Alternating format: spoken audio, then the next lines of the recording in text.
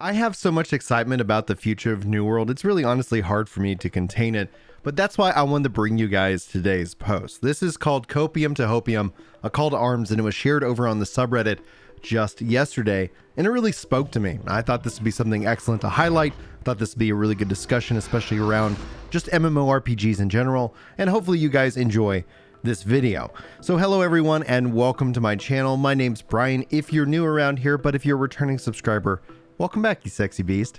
That's what you get for subscribing, by the way. Free compliments at the start of these videos. Now, I'll keep this short, guys. Like the video if you feel like I earn it. Subscribe to this channel, or if you want more New World content in your feed, and just New World content in your feed, check out my Ginger World Gaming post in my channel. That will be tagged in this description, so you can check it out as well. And I hope you enjoy the content here on the channel itself.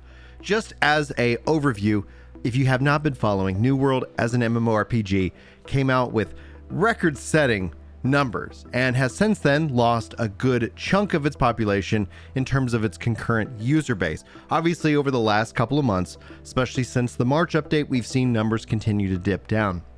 And that's why I think this post actually speaks to me so strongly. And so I want to jump into this. I'm going to share with you guys line by line what they're talking about and why they're calling for a call of arms. And if you agree with any of this, sound off below. Go and update the game itself. It's absolutely free for you to do so, especially if you already purchased it. But the game is also on sale right now, and there's some really interesting things that are on the horizon. Again, we're not going to go over all the list of changes. I've already made that video. I'll include it in the comments or the pins or some way, some shape or form, if you guys want to get caught up on everything that's changed within New World. But let's dive into Copium to Hopium, a call to arms. The TLDR that they share is that they quit after 6 weeks. They came back and decided the game is worth fighting for because it's actually really good.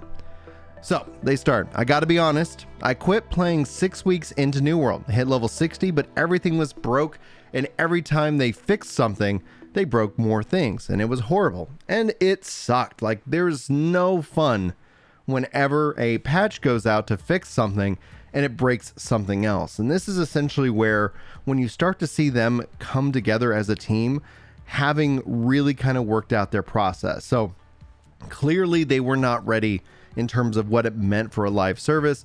They were rushing. They were, like, honestly, I would say that based off of what they've shared publicly, they were also kind of caught off guard by the reception of the game itself. So it kind of shocked them and put them into gear. And then you actually saw Amazon, and they're still to this day going into this massive hiring mode, trying to bring more and more people into the AGS kind of family, if you're going to kind of put a label on it in that regards.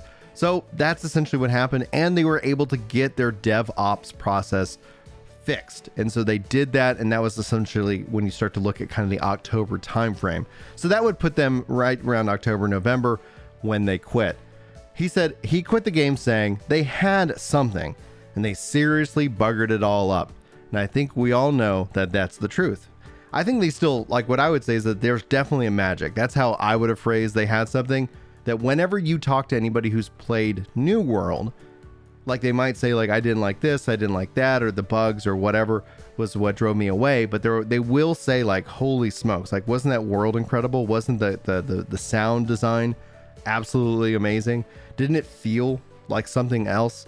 And that's where I was like, there's something here. They've nailed the hard thing to find, and ultimately it's about refining that into something that actually really speaks to a lot of players. Anyway, that being said, improvements to the game were slow, and honestly, I didn't listen or follow any of them. I think this is a healthy thing. I think the fact that sometimes when you step away from a game, it's helpful not to kind of be caught up in the day-to-day update to update. That's actually kind of a risk within content creation.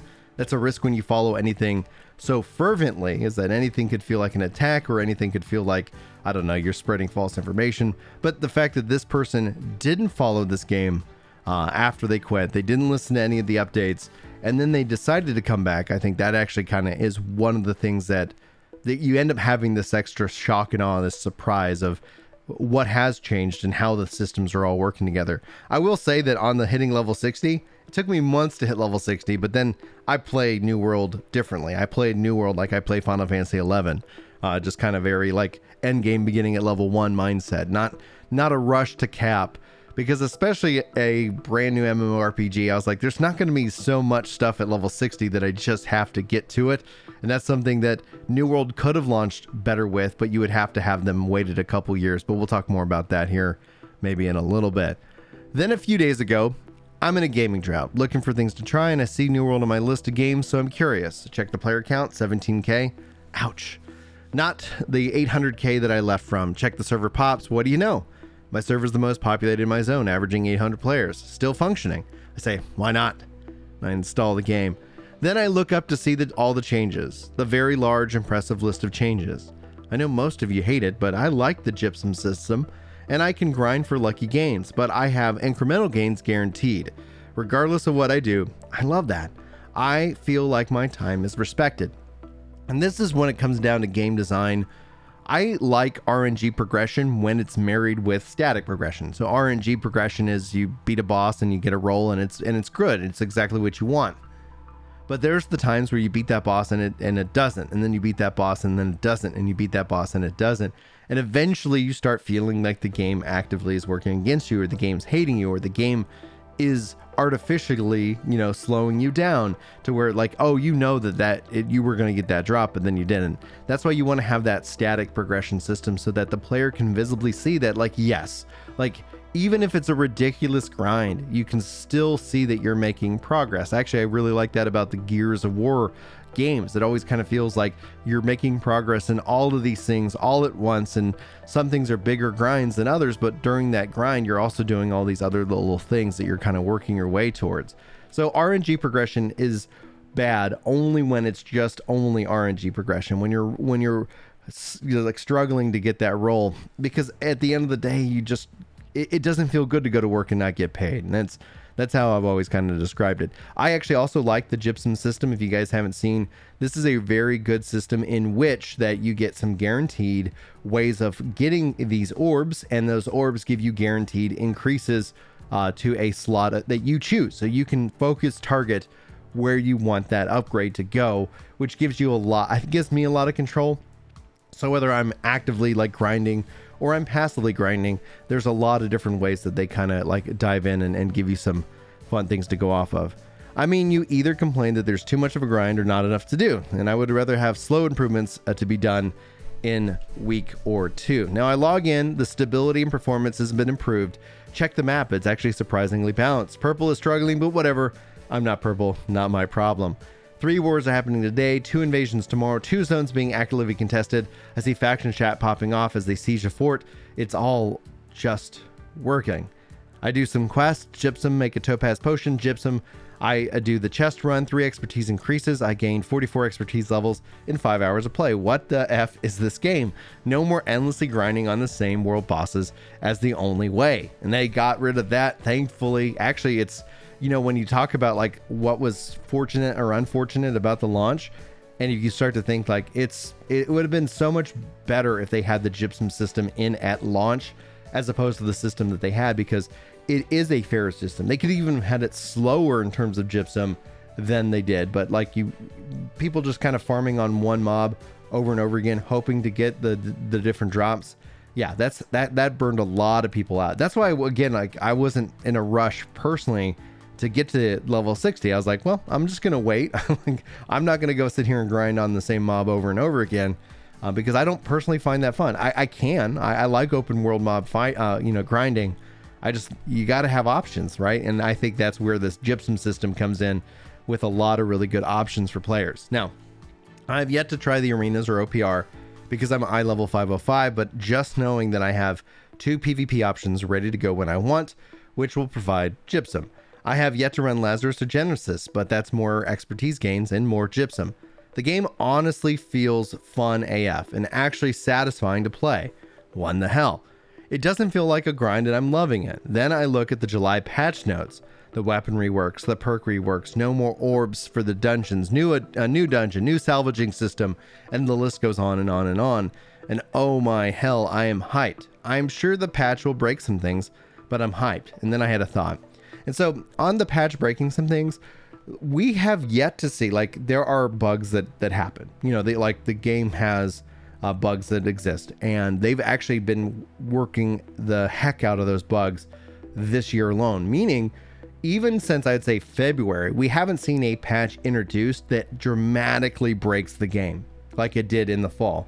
And that's actually a really good thing. And that is actually building up trust within the community that, yeah, okay, that, you know, we had a bug and it turns out Raffle Bones, which is this loot goblin that runs around the different zones now, you know, like maybe it broke, you know, him for a day or something like that. But all in all, like their process of DevOps and delivering, you know, solid patches actually has been working really well.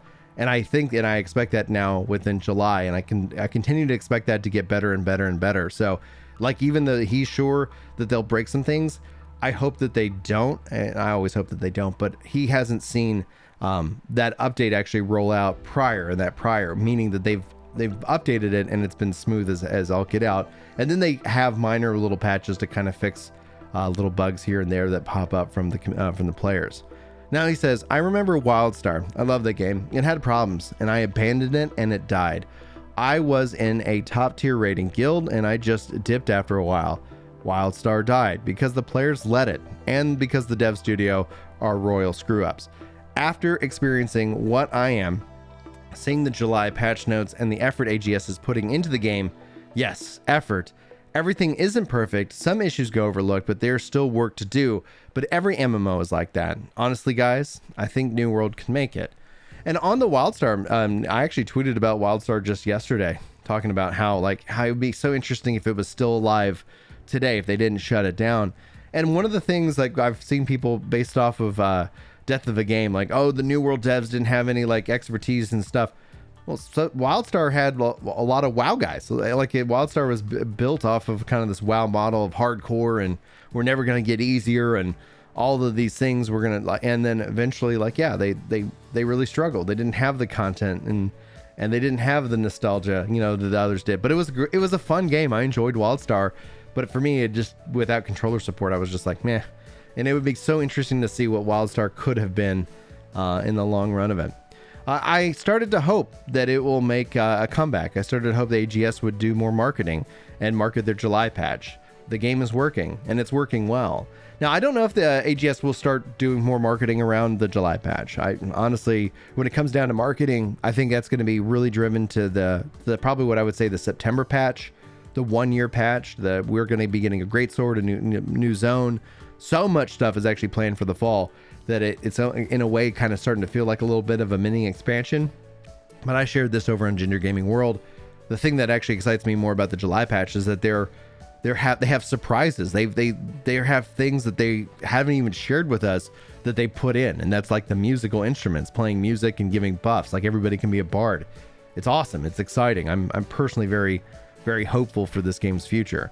Now he says, as for me, guys, I refuse to sit back and allow New World to go away. I'm going to tell my friends. I'm going to talk on the forums.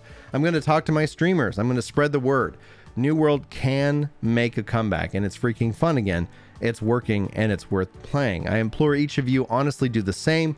If you want New World to grow, to be successful, and to improve, if you want it to succeed, then start talking about it again. Invite your friends back. Spread the word. Honestly, guys, let's bring it back. The game is worth it. So this is a really good review from somebody who has been away from this game for a while. And this is somebody who, you know, put in a good amount of grind within the 6 weeks and has taken a break and seeing the stability and the performance improvements, the content, and more, and also what is to come here in the future. And the thing that I would say, the thought that I would like to have kind of as a final thought from my perspective, is that when you look at New World, I look at the MMO genre as a whole, and I think that one of the things that I see that I don't like or don't support is that when people root against a game, and we see this happen a lot within content creation and YouTube and the algorithms, when a game's hot, like everybody's making content, and then all of a sudden it shifts and, oh, you know, like everybody dogpiles on it.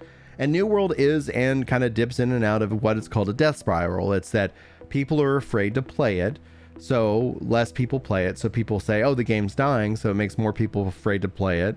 And then that just kind of repeats on and on. But what this is in terms of a call to arms. There has never been a time more in especially a game outside of Final Fantasy back in 1.0 to 2.0 that you have as much power as you do, in which that you can give the devs the feedback so that they can try and make the game better. And that's the thing. The devs are actively listening.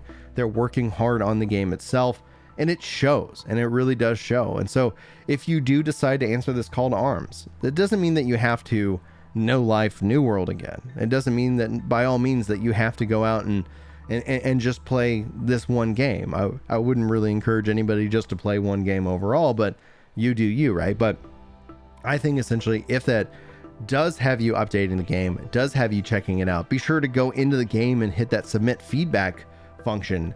Tell them what you want. Tell them what would really have New World work for you, and that feedback is really, really important, because I don't want New World just to be driven off of my feedback. My play style, my lifestyle, it's probably going to be completely different from yours, unless you're like a bearded dad who loves MMORPGs. And then essentially, yeah, then more power to us. Bearded dads, unite. But that all being said is that if you want the genre as MMOs go to be healthy, you should definitely consider checking out New World again. You should consider it for the July update, which is going to be coming here in a couple of weeks. You should consider it for this weekend, perhaps, and join me as we kind of do a double XP event weekend and have a good old freaking time. But that's what I really love what they're saying here. I think it's really important.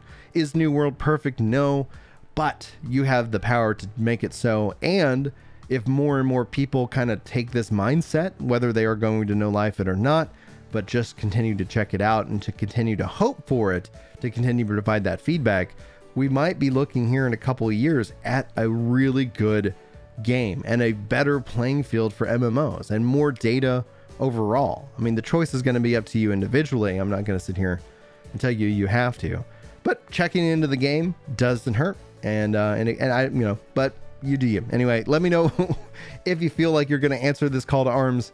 Let me know if you feel like it's already too late, and whatnot. Now, I'm looking forward to it. I appreciate you guys' this time. Thanks for listening. Hopefully you have a great, wonderful day.